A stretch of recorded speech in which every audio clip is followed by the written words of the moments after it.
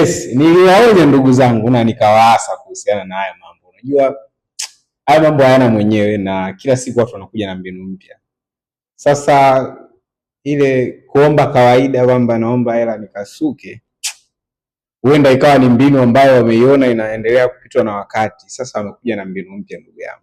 Sijui hata utachomokea wapi. Wewe tazame hii video.